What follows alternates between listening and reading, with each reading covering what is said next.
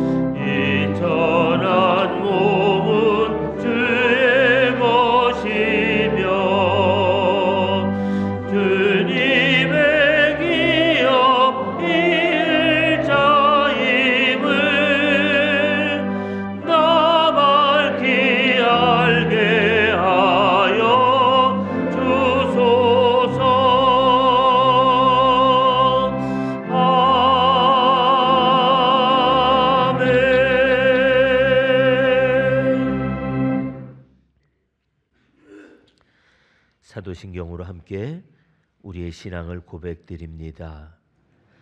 나는 전능하신 아버지 하나님 천지의 창조주를 믿습니다.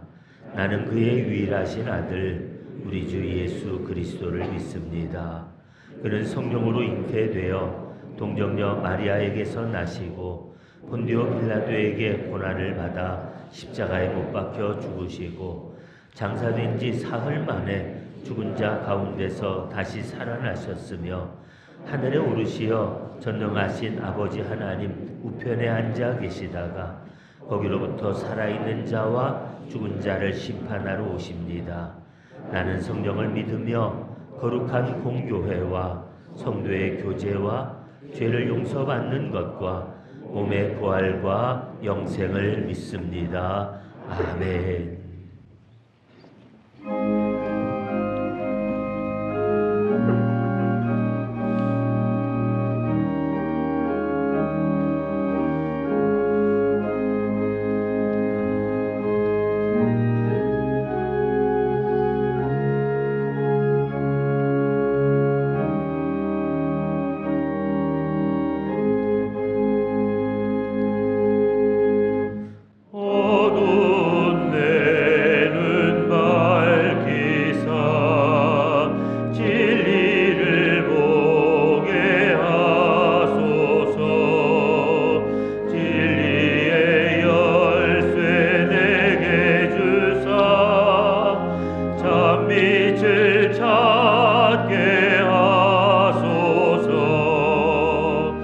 깊으신 뜻을 알고자 엎드려 기다리오니 내 눈을 뜨게 하소서.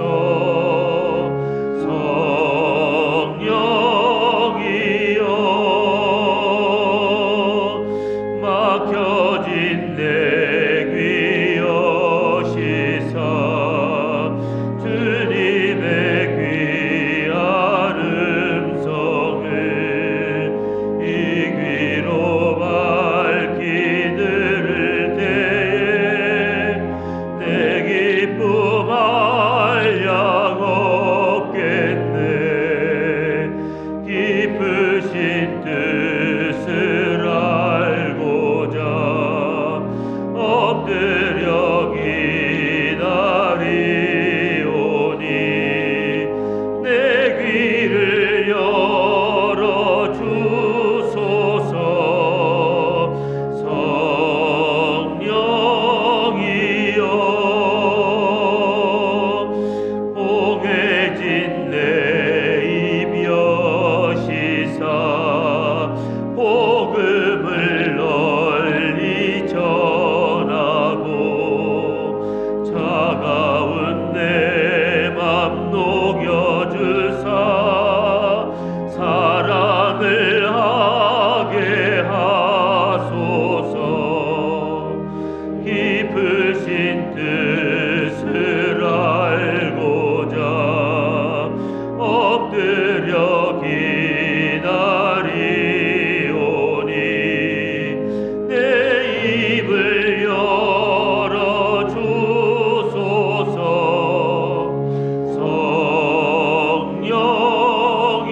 성령이여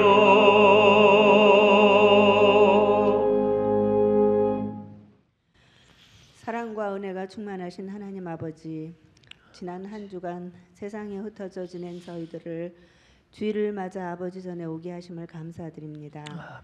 아버지께서 거하시는 거룩한 성전에서 서로의 기쁨과 아픔을 나누며 축하와 위로가 있게 하심을 감사드립니다. 잠시라도 하나님의 사랑을 잊고 시기와 질투, 교만이 저희 안에 자리 잡고 있다면 용서하여 주시옵소서. 하나님의 크신 사랑을 실천하며 교회의 덕이 되는 성도님들로 채워지는 국수 교회가 되기를 기도합니다. 우리 모두가 하늘의 미랄이 되어 많은 열매를 맺을 수 있는 믿음의 자녀가 되도록 주님 함께하여 주시옵소서.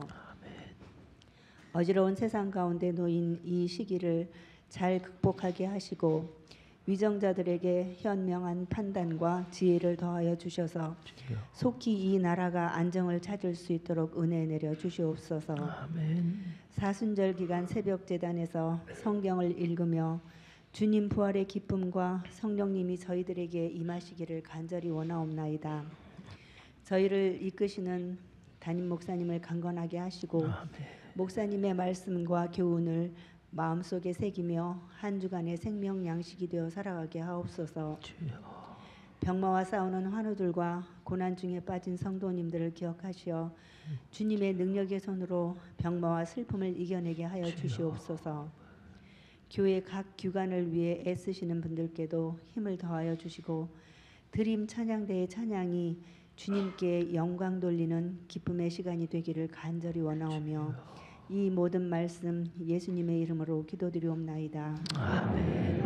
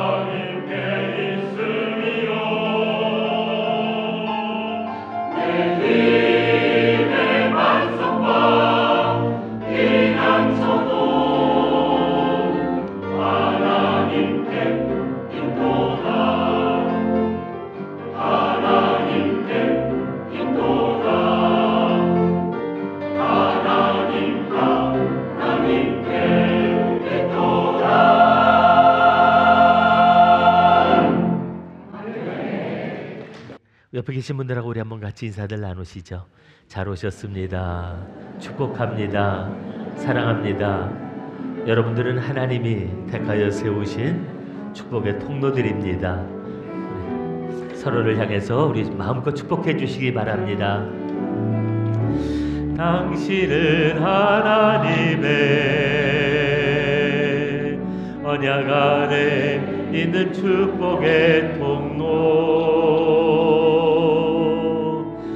당신을 통하여서 열방이 주께 돌아오게 되리. 우리 옆에 위아래 돌아보시면서 축복해 주세요.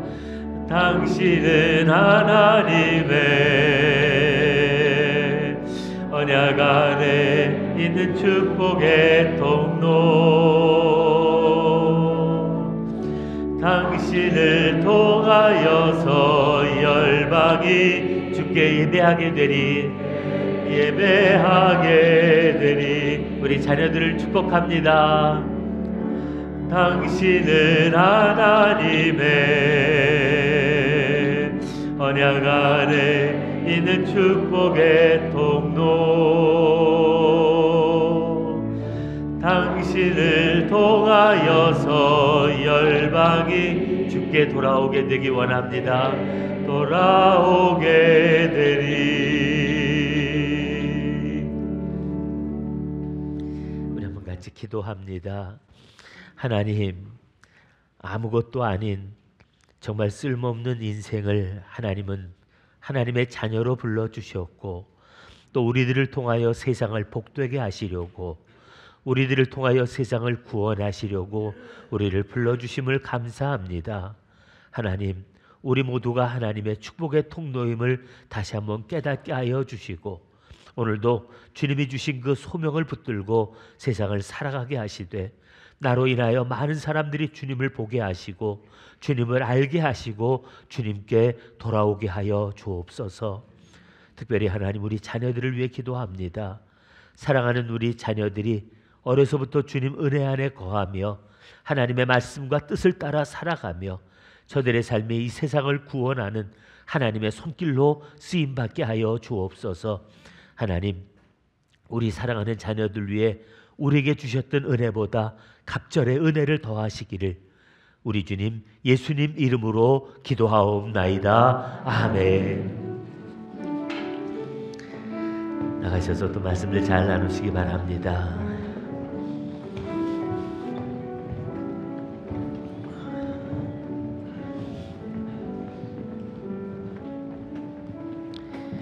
우리도 하나님의 말씀을 함께 나눕니다. 오늘 우리에게 주시는 하나님의 말씀은 사도행전 17장 16절부터 21절 말씀입니다. 저거 한 절씩 교독합니다. 바울이 아덴에서 그들을 기다리다가 그 성에 우상이 가득한 것을 보고 마음에 격분하여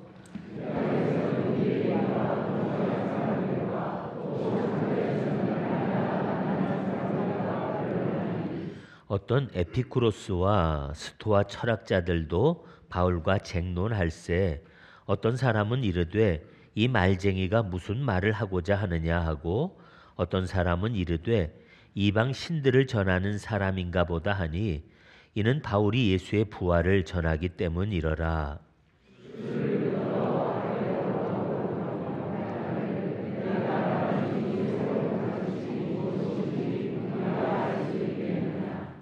내가 어떤 이상한 것을 우리 귀에 들려주니 그 무슨 뜻인지 알고자 하노라 하니,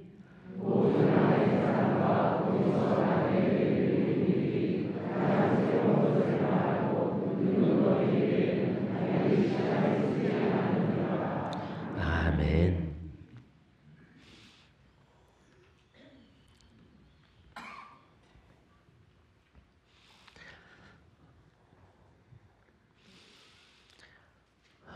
얼마 전에 우리 마다가스카르에서 선교하시던 김창렬 목사님, 이리문 목사님 두 분이 강도들의 손에 피살을 당했다는 뉴스를 아마 여러분들도 들으셨을 겁니다.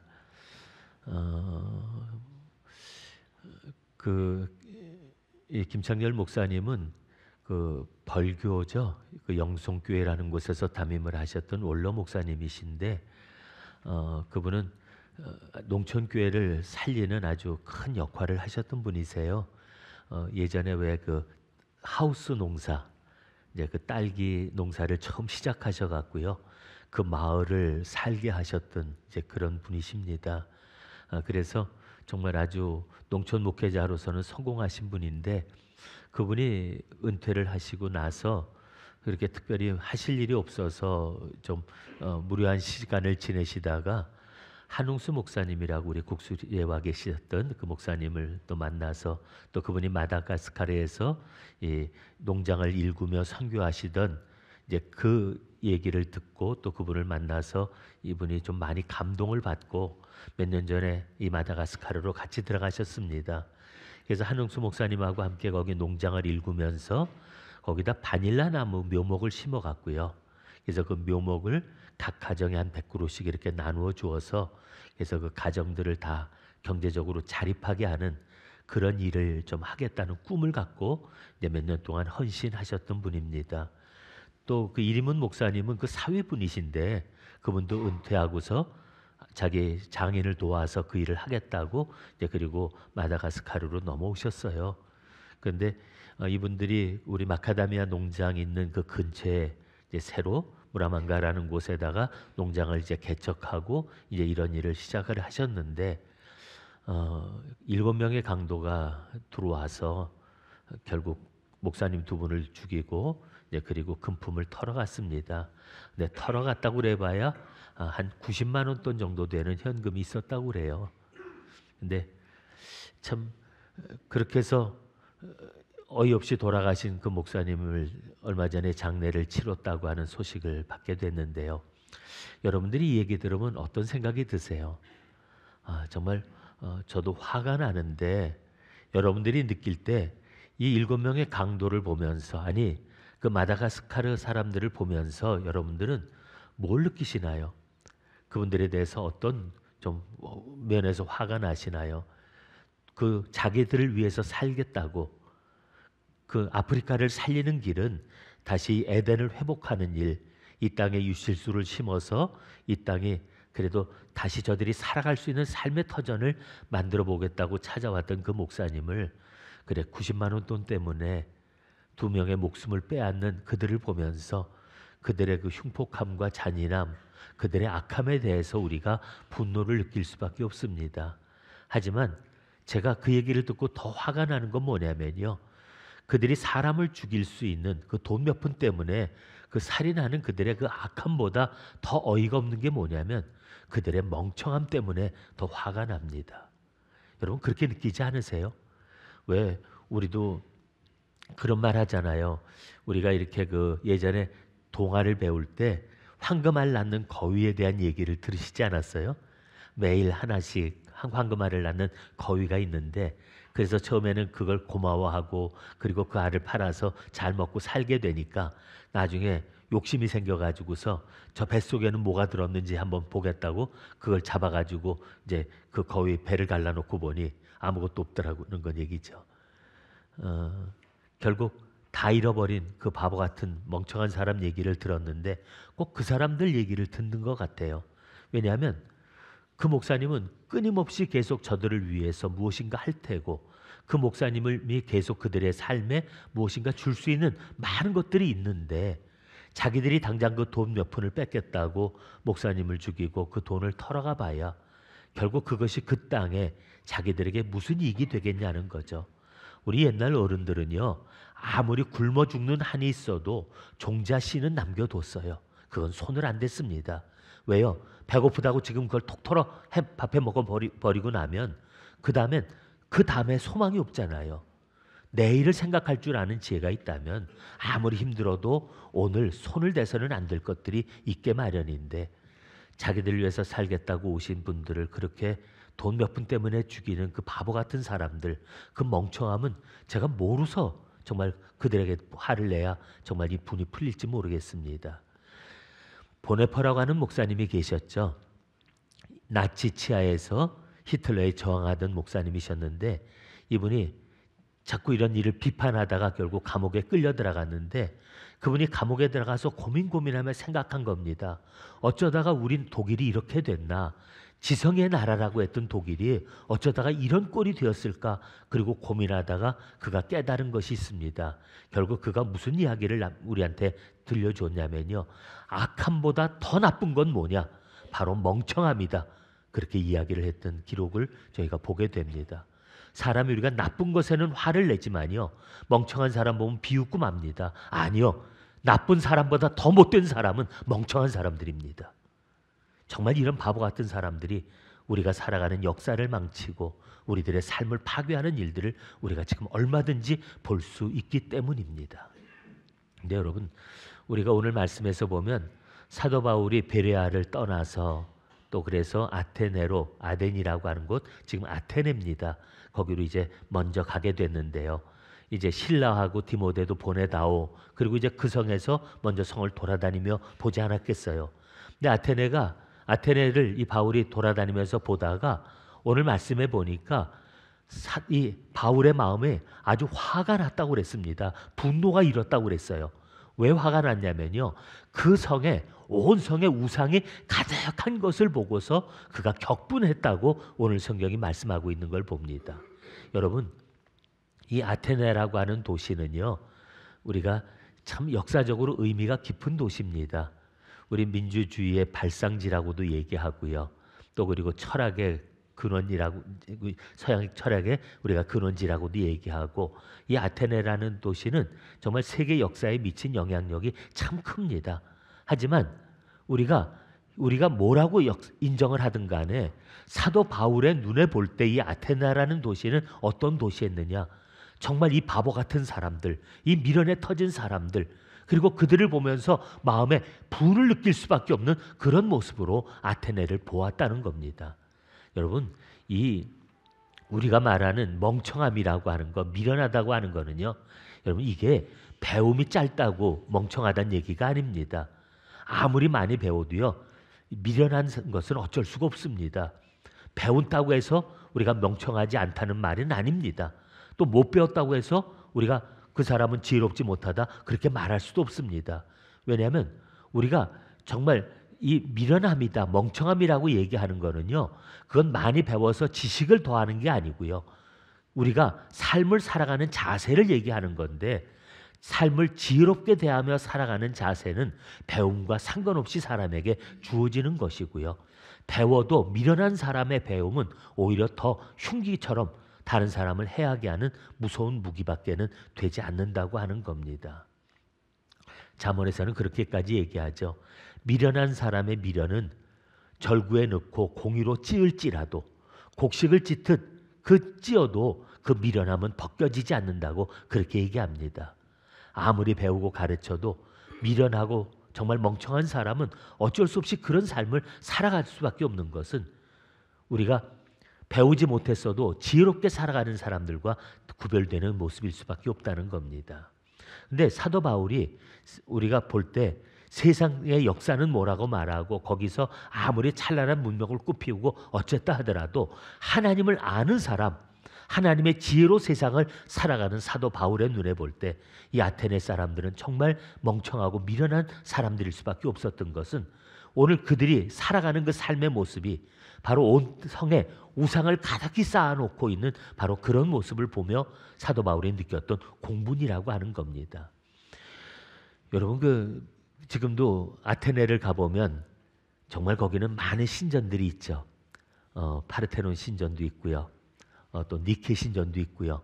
또 그리고 우리가 보면 포세이돈을 섬기던 신전도 있고요. 온갖 신전들이 거기에는 참 무수하게 많이 있습니다. 하여간 그 신전, 온갖 신들 우리가 다 알 수도 없는 많은 신들을 만들어 놓았는데 우리 그리스 신합 신화라고 하는 책을 읽어보면요. 세상의 모든 걸 다 신이에요. 도대체 신이 얼마나 많은지 그 수를 셀 수도 없는데 왜냐하면 온 사물에는 다 신이 있다라고 얘기하고 있고요. 그것들을 관장하는 신들이 있고 그러면서 그 신들이 우리 인간의 역사 속에 들어와서 이렇게 했다라고 하는 그 스토리들을 정말 엄청나게 만들어 놓았거든요. 그리고 그 모든 신들을 섬기기 위한 신전들을 다 세워놓은 것이 바로 아테네였습니다. 근데 그 모습을 보고 사도 바울이 왜 화를 냈느냐, 왜 그들에 대해서 분노할 수밖에 없었느냐. 여러분 한번 생각을 해보세요. 그 사람들이 머리에 상상력을 동원해 가지고 모든 신을 다 창조해냈습니다. 하지만 그들이 창조해낸 그 신들이 누구인가 생각해 보세요. 다 사람의 머리에서 나온 것 아니에요. 자기 머리에서 나온 신들을 갖다 놓고 그들을 섬기기 위한 신전을 만듭니다. 거대한 신전을 만들어서 그럴듯하게 진짜 어마어마하게 만들어 놓고 그리고 도리어 그 신들을 섬깁니다. 그럼 결국 그 신들을 만드는 사람이 자기가 만든 신을 섬긴다는 말이 그게 얼마나 바보 같은 짓입니까? 그 신을 만든 게 자기잖아요. 자기가 그 신들을 찾아냈고 이런 신이 있을 거다라고 자기가 만들어 놓았으면 그 신을 창조한 건 그 인간입니다. 그런데 그 인간이 그 신들 앞에 머리를 숙이고 복을 달라고 그 신들이 자기를 지켜달라고 그리고 신들을 섬긴다는 그런 일을 생각한다면 이게 얼마나 바보 같은 일이라는 거죠. 우리 이사야 선지자가 이스라엘 백성들을 책망하고 꾸짖는 이야기 가운데서 그런 말씀을 합니다. 너희 참 바보 같은 사람들아. 너희가 큰 나무 둥거를 가져다가 그 절반은 추우니까 쪼개가지고서 불을 피우면서 거기다 고기도 구워 먹으면서 아 따뜻하다 아 좋다 그러면서 그 나머지를 갖고는 뭘 하느냐. 너희들이 깎고 다듬어서 우상을 만들고 그리고 우상을 만들어서 세워놓고 나서 그 우상 앞에 절하며 말하기를 나를 도우라 나를 지켜달라. 그리고 너희가 그 우상 앞에 절하면 그게 무슨 미련하고 바보 같은 짓이냐 하는 거죠. 한낱 나무 토막 앞에서 그 엎드려 절하는 것, 특별히 자기가 만들어 놓고 자기가 그 우상 앞에 절하고 있는 그 꼴을 보면 그게 인간의 지혜라고 말할 수 있겠느냐 하는 겁니다. 그러니까 이 그리스 사람들은요, 자기가 만들어 놓고 나서 보니까 뭔가 부족해요. 아쉬워요. 그것만 갖고는 안 될 것 같아요. 그러니까 또 다른 신을 또 찾고 또 만들어서 온갖 종류의 신들을 만들다 보니까 나중에 무슨 신이 있는지 다 그 신이 뭐 하는 신인지 알지도 못할 만큼 많은 신을 만들어 놓습니다. 다음 주에 한번 또 말씀을 나누겠지만 그때 보니까 만들다 못하니까 나중엔 어떻게 하느냐. 알지 못하는 신에게 혹시 찾다가 못 찾은 신이 있으면 화낼 거 아니에요. 그 신에게 제사 안 드리면 그 신이 자기들을 해코지 할 거 아니에요. 그러니까 겁이 나니까 어떻게 하느냐. 온갖 신을 다 만들어 놓고 제사하고 섬기며 그리고 살아가다가 그것도 혹시라도 불안하니까 알지 못하는 신의 신전을 만들어 놓고 미안합니다. 혹시 우리가 몰라서 아직까지 당신을 섬기지 못했으면 그냥 여기 계시면 우리가 와서 제사 드려주겠습니다. 그런 신까지 만들어 놓았다는 겁니다. 여러분 아무리 상상력이 대단해서 별 오만 가지를 다 신을 만들어 놓아도 여러분 그 사람들을 지혜롭다고 말하겠습니까? 여러분 그렇게 살아가는 인생을 보면서 사도 바울이 왜 이렇게 미련하고 어리석은가, 왜 이렇게 멍청한 사람들인가 하고 그들을 향해서 화를 낼 수밖에 없지 않았겠느냐 하는 겁니다. 뿐만 아니라 사도 바울이 그들에게 대해서 또 화를 냈던 것이 하나가 있습니다. 그게 뭐냐면요, 그들이 하는 일이 뭐였느냐, 그들은 새로운 것을 듣는 것 외에는 또 새로운 것을 뭔가 말하는 것 외에는 아무 다른 일에는 신경을 쓰지도 않고 다른 일에는 시간을 쓰질 않았다고 그렇게 얘기합니다. 그들의 모든 관심은 뭐냐? 뭐 좀 새로운 거 없어? 어디서 좀 신기한 거 없어? 계속 그런 얘기를 듣고 싶어 하고요. 그리고 그런 얘기를 자꾸 떠들면서 남들 앞에 자랑하고요. 그러면서 그런 일들을 하는 그런 이야기들을 나누는 것 밖에는 자기들의 삶에서 다른 일에는 시간을 쓰질 않았다는 거예요. 오직 그들이 하는 일이란 뭐냐? 모여갖고서 뭐 새로운 거 없나 찾아 돌아다니고 한마디 주워 들으면 떠들고 이러면서 그냥 떠들어대는 그것밖에는 그들의 삶에 아무런 다른 일을 하지 않았다고 그렇게 얘기를 합니다. 그래서 사도 바울이 그들과 만나서 시장터에서 그들과 변론했다고 그러는데요. 여러분 그 장터라는 게 우리 아고라라는 말을 쓰죠. 우리가 그 도시에는 보면 그 중앙에 광장이 있는데 그 광장을 아고라라고 부르거든요. 근데 이 아고라는 넓은 광장이 되다 보니까 거기 사람들이 나와서 장사를 합니다. 근데 거기 사람들이 물건을 또 필요하니까 사도 오지만 물건이 있고 사람이 많이 버글거리는 곳이니까 거기는 이야기도 또 차고 넘칩니다. 온갖 모든 소식들이 다 그곳에 오면 장터에서 얘기가 다 소문이 새롭게 듣게 되고 장터에서 소문이 퍼지고요. 다 장터가 사람들에게 새로운 이야기를 듣는 곳이 되어버리는 겁니다. 그래서 지금 그 아고라라고 하는 곳에 사람들이 모여가지고요. 거기서 어디서 누가 온 나그네 있으면 그 사람들 붙잡고 어디서 왔냐, 그리고 뭐 거기 뭐 이제 새로운 거 없냐, 뭐 좀 재밌는 얘기 없냐, 이러고 그 사람들 얘기 듣고 또 한마디 들었으면 또 나가서 딴 데 가서 또 이제 떠들어댑니다. 내가 누굴 만났는데 이러고 떠들어댑니다. 그것이 그들이 살아가는 일상이었다는 거예요. 뿐만 아니라 그들은 그러다 보니까요, 어떤 뭐 날마다 새로운 게 뭐가 있겠어요.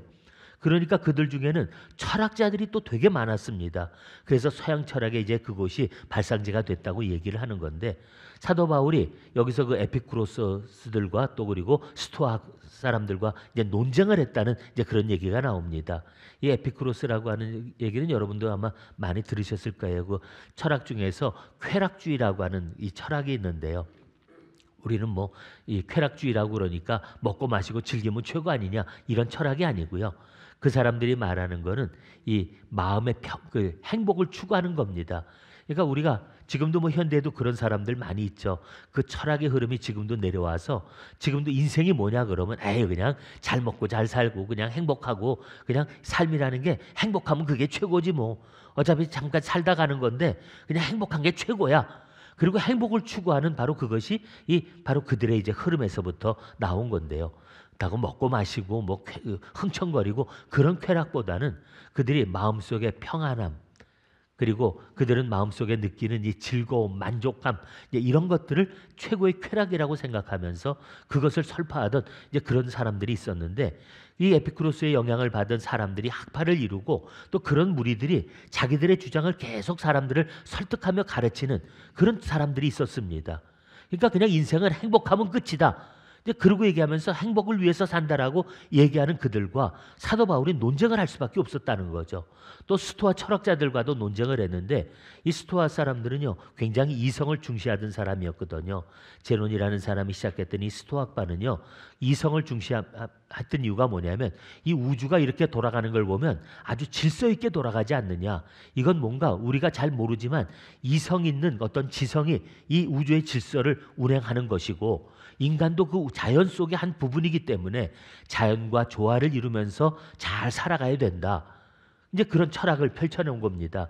뭐 뿐만 아니라 그들은 그렇게 철학하면서 사람이 이성이 중요하기 때문에 감정에 휘둘려서는 안 되고 항상 이성을 잘 잡고, 그리고 그 이성을 중심적으로 생각을 하면서 감정에 이렇게 요동하는 사람이 돼서는 안 된다, 이런 주장을 하는 사람이에요. 근데 여러분 지금 그것이 우리 안에서도 이성을 중시하는 그런 사회 흐름이 지금 우리 안에도 있죠. 근데 다 이런 것들이 다 아테네에서부터 시작된 또 철학의 하나의 유파인데, 이 두 가지 얘기만 나오지만요, 사실 아테네에서 생겨난 수많은 철학, 또 여러 가지 자기 주장을 하는 거는요 궤변에 가까운 정도의 논리를 펴는 사람도 있었고요. 가장 모이면 그 사람들은 뭐냐면 거기서 논쟁하는 일, 거기서 자기 생각이 옳다, 세상은 이런 거다, 그리고 알지도 못하면서 세상은 이러쿵저러쿵 하고 떠드는 사람들이 모여서 하루 종일 시끄러운 소리들 들리고 논쟁하는 거로 그리고 살아갔던 것이 바로 아테네 사람이라는 겁니다. 여러분, 그런 삶을 보면서 사도 바울이 느낀 게 뭐겠습니까? 참 한심하다. 우리에게 주어진 인생이 그렇게 길지도 않은데 우리에게 주어진 삶을 저렇게 알지도 못하는 걸 아는 척하고 떠들고, 그리고 쓸데없는 호기심에 빠져서 또 그리고 괜히 억지 자기 주장을 펴느라고 모여서 계속 떠들고 말만 하는 그들을 보면서 느꼈던 사도 바울의 심정이 어떤 거겠느냐. 그가 느꼈던 마음이 바로 답답하다는 거였죠. 세상을 알지도 못하면서 살아가는 그들의 무지함과 어리석음, 그들의 정말 미련함에 대해서 사도 바울이 느끼면서 그들에게 복음을 전하기 위해서 사도 바울이 애를 썼던 모습이 오늘 성경 말씀에 기록되어져 있는 겁니다. 근데 저는 사도 바울이 느끼는 이 답답함, 또 그들이 이 사회를 보면서 느꼈던, 그 아테네를 보면서 느꼈던 그 사도 바울의 공분이, 사실은 저는 하나님의 사람으로서 제가 지금 오늘 우리가 살아가고 있는 이 현실을 보면서, 아니 뭐 거창한 얘기 그만두고요, 오늘 우리가 함께 살아가고 있는 많은 사람들을 만나보면서 느끼는 것이 이 답답함입니다. 왜 이렇게 미련할까? 왜 이렇게 어리석을까? 아니 좀 죄송한 말로 왜 이렇게 멍청하게들 살아갈까? 그런 생각을 하지 않을 수가 없다는 겁니다. 여러분 아까 우상이 가득한 성을 보고 사도 바울이 화를 내지 않았습니까? 여러분 우상이라는 게 뭡니까? 자기들이 만든 거 아니에요. 우상이라는 게 자기들이 생각해서 자기들이 상상으로 이런 신이 있다 저런 신이 있다 그래서 그걸 구체화시키고 모양을 만들고 거대한 신상을 세우고 신전까지 만들어 놓고 거기다가 제물을 바치면서 정말 열심히 제사들을 지냅니다. 신도 한두 개가 아니라 하다 보니까 뭐 하늘의 신만 있나요? 바다의 신은 없나요? 번개가 번쩍 그러면 번개 신도 있는 거고요.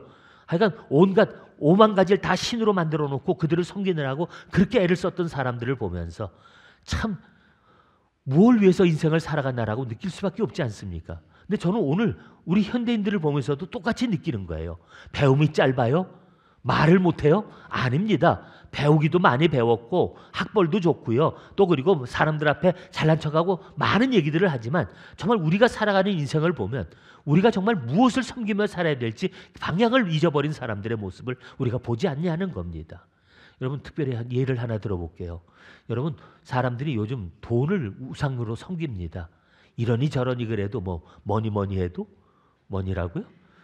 그러면서 이제 돈이 최고라는 얘기 합니다. 사실 돈의 힘이라는 건 막강하죠. 근데 여러분 돈이라는 것이 어디서 나왔어요? 원래 있었던 것이 아니잖아요. 돈이라는 건 사람이 필요를 위해서 사람이 좀 편의하자고 만들어 놓은 겁니다. 근데 여러분 돈이 그렇게 대단한 위력을 가진 것 같지만요. 이거 아무것도 아닌 거 아시죠? 어느 한순간에 돈이라는 건 정말 휴지 조각이 될 수도 있는 거고요. 아무 쓸모가 없는 것이 될 수가 있습니다. 그것이 우리들의 삶을 유익하게 해줄 수 있는 것이 아니라 물건을 들고 돌아다니면서 물물 교환하고 하는 게 번거로우니까 돈이라는 걸 만들어서 대신 그 매개체로 쓰는 것뿐인데 여러분 은행에서 그걸 보증 안 해주고 사람이 인정해 주지 않는 한 돈은 종이 조각에 불과한 겁니다. 여러분 여러분들이 돈을 갖고 아무리 대단하다고 얘기를 해도 돈이라고 하는 것이 은행에서 안 받아주는 순간 아무것도 아니지 않습니까? 은행이 파산할 수도 있다는 것, 돈이라는 것이 휴지 조각으로 변할 수 있다는 것, 우리가 수없이 경험해 본 것인데요. 북한에서도 예전에 그 지하로 숨어 들어간 돈들이 많으니까 그 돈을 바꾸기 위해 가지고서 화폐 개혁을 해버렸더라고요. 그냥 숨겨서 차곡차곡 쌓아놓고 그것 때문에 목숨 걸었던 돈들이 화폐 개혁해버리니까 그 다음부터는 그게 다 아무 쓸모없는 거 아닙니까? 그 돈을 갖고 나와야 되는데 갖고 나오면 너 이거 어디서 났어? 이제 이러고 또 잡혀가고 추궁을 당할 테니까 결국 그들이 평생을 자기의 그 신조처럼 자기가 의미를 두고 살아왔던 돈이라는 것이 쓸모가 없어지는데요. 여러분 근데 사람들은 지금도 돈에 매여 살아가지 않습니까? 돈만 있다면 돈만 준다면 무슨 짓이라도 할 수 있는 그런 삶을 살아가는 우리 인간들을 보면서 생각합니다. 옛날 어른들 뭐라고 그랬어요? 야 사람 나고 돈 났지 돈 나고 사람 났냐? 사람이 세상을 살아가면서 돈이 우리를 쥐고 흔들어서는 안 된다고 얘기하던 옛날 어른들은요. 배우지는 못했어도 지혜로운 사람들이었습니다. 근데 요즘 현대인들은 가면 갈수록 더 돈에 목을 메고 돈이 없으면 못 살 것처럼 생각하는 것. 그것이 우리들의 우상이 되어버린 것. 오늘 그것이 바로 현대인들의 모습 아니냐는 겁니다. 더 많은 예들을 들어야 되나요? 어떤 사람들은 자기 신주에 빠져서 자기 신념에 빠져서 그걸 갖다가 우상처럼 섬기며 살아가는 사람도 있고요. 다 자기가 만들고 자기가 거기에 매여서 살아가는 인생들이 너무나 많은 것이 바로 현대의 모습들이라는 거죠. 뿐만 아니라 오늘 사도 바울이 아테네에서 느꼈던 그 답답함처럼 오늘 우리 사람들이 살아가는 모습을 한번 돌아보세요. 과연 우리는 지금 무엇을 위해서 살아가고 있을까요? 우리가 지금 하는 일들이 무엇을 위하는 일이라고 여러분들은 생각하세요? 우리가 인생이라는 것이 얼마나 짧습니까? 긴 것 같아도요. 저도 왜 이렇게 날이 안 가냐, 언제 나는 어른 되냐 그랬던 날이 있었거든요. 빨리 어른 되고 싶었고 빨리 나도 좀 세월이 좀 갔으면 좋겠고 그런데 언제 지나갔는지 모르게 세월 정말 빨리 지나가대요. 진짜 눈 깜짝하니까 벌써 내가 이렇게 됐구나라고 느끼는 우리 어른들 많이 계실 텐데 여러분 그렇게 인생을 살아보면서 너무 짧은 인생을 살아가고 또 한 번밖에는 더 살지 못하는 그런 인생을 살아가는 우리들 아닙니까? 근데 솔로몬이라는 분은 하나님이 주신 그 지혜를 가지고서 이것저것 다 해봤다고 얘기합니다. 내가 다 추구해봤고 하고 싶은 짓 다 해봤고 근데 결국 그가 느낀 게 뭡니까? 헛되고 헛되며 헛되고 헛되도다. 모든 것이 다 헛되다라고 그가 그렇게 얘기했던 것은 바람을 잡으려는 듯이 헛된 일이었을 뿐이라고 그렇게 얘기합니다. 여러분, 인생을 살아가는 것이 우리들에게는 그렇게 여러 번 살 수 있는 기회가 주어지는 것 아니잖아요. 천년만년 살 수 있는 것도 아니잖아요.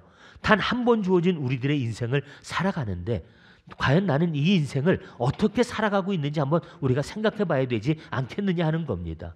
그저 시장에 모여가지고서 아는 척하고 논쟁하고 밤낮 만나서 떠들고 어제 했던 소리 또 하고 내일도 그 소리 또 하고 있고, 여러분 그러면서 한 생을 다 허비하면서 끝나가는 그런 이 아테네 사람들을 보면서 느꼈던 사도 바울의 답답함이, 어쩌면 오늘 이 시대를 살아가는 사람들이 자기가 무엇을 위해 사는지조차도 모르고 살아가는 사람들, 아니 잘못된 신념을 위해서 살아가는 많은 사람들을 보면서 저들이 저렇게 살아가는 인생의 끝에 자기 삶을 돌아보며 무엇이라고 얘기할까 하는 생각을 해보게 되는 겁니다.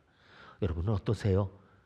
지금까지 인생을 살아오시면서 여러분들이 살아온 삶들을 이렇게 뒤돌아봤을 때 어떤 생각을 느끼시나요? 정말 나는 보람 있게 살았다.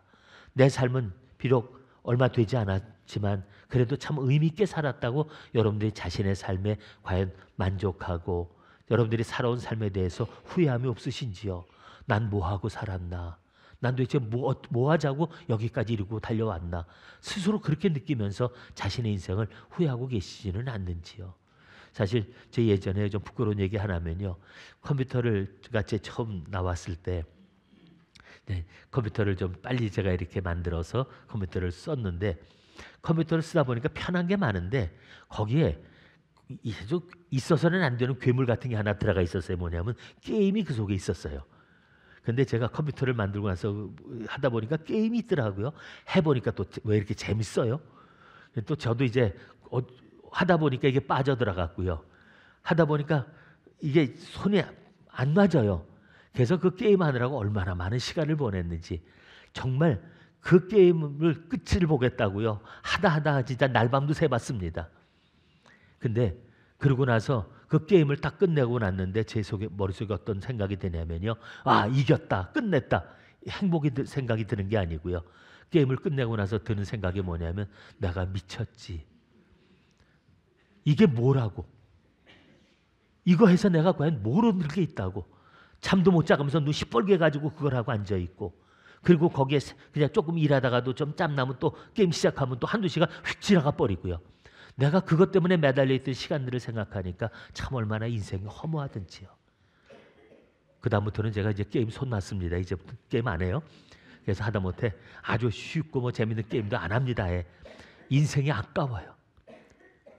근데 게임 한번 해보고 그래도 인생이 아깝다고 생각했으니까 저는 철들은 거 아닙니까?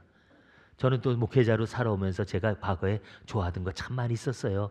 예전에 즐기던 것도 많고 해봤던 것도 많고 이것저것 다 하고 싶어서 참 이거 손 안 대본 것도 없는데요.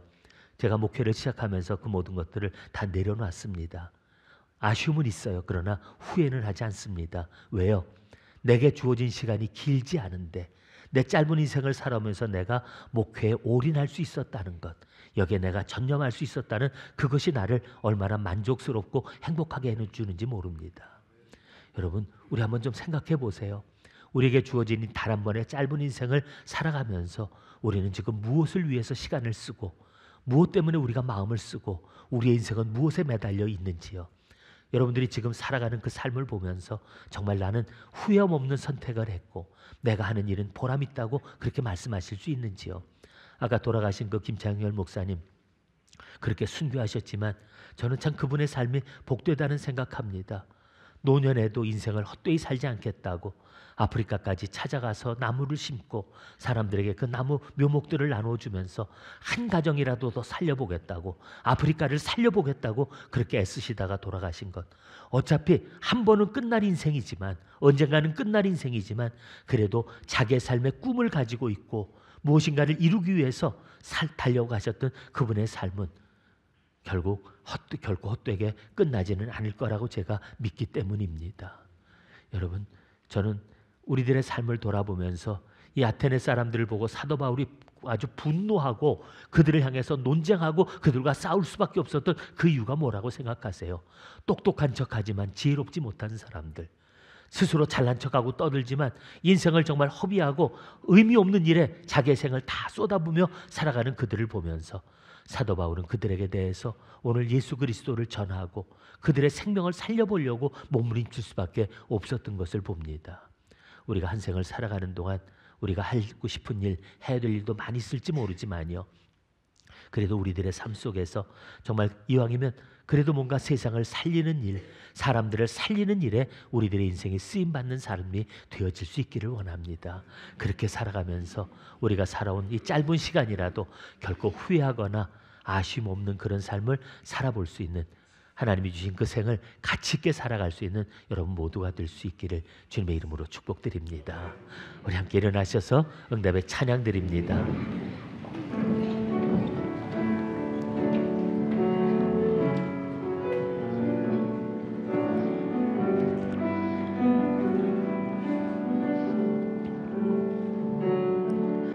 나는 아무것도 아닙니다.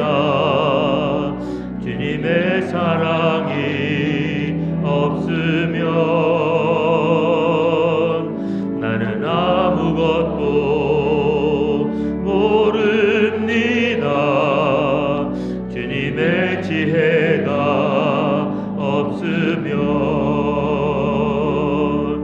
나는 아무것도 못합니다. 주님의 능력이 없으면 나는 한순간도 못 삽니다. 주님의 생명이 없으면 이제 내가 사는 것 아니요, 그리스도 내 안에 사시니 오직 그의 생명이 나의 생명, 나의 모든 날들도 주의 것. 나는 오직 한 분 바랍니다. 나의 아버지, 나의 구원, 나의 주.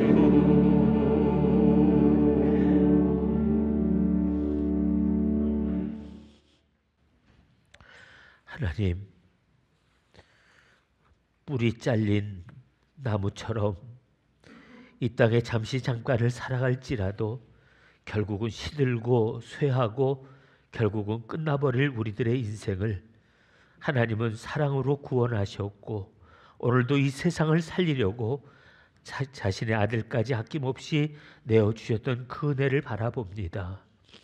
아버지 하나님, 주님의 생명으로 우리가 다시 삶을 얻었는데 하나님 여전히 세상에 집착하고 의미 없는 일에 우리들의 삶을 정말 빼앗기고 아무 보람도 가치도 없는 일에 우리들의 생을 허비하며 살아가는 어리석은 인생 되지 않게 하여 주옵소서. 알지도 못하면서 알 것처럼, 하지도 못하면서 할 것처럼 생각하는 어리석은 착각을 내려놓고 오늘도 우리에게 새 생명을 주신 주님을 바라보게 하시고 그분 안에서 새로 찾은 우리들의 삶의 의미를 발견하게 하시며 오늘도 우리가 살아야 될 참된 삶을 위하여 살아갈 수 있는 하나님 우리 모두의 삶이 되게 하여 주옵소서. 똑똑하다 하나 어리석고 미련한 인생들 주님께서 우리들을 새롭게 하여 주사 오늘도 하나님의 지혜로 우리를 지혜롭게 하시고 하나님의 능력으로 능력 있게 하시며 하나님의 의미로 우리의 삶을 가치 있고 보람 있게 하여 주시옵소서. 하나님, 비록 우리들의 배움이 짧을지라도 세상에 대해서 아는 것은 없을지라도 하나님을 아는 지혜가 있게 하여 주시고 우리의 인생을 바르게 살아갈 수 있는 지혜가 있도록 우리들을 일깨워 주시옵소서.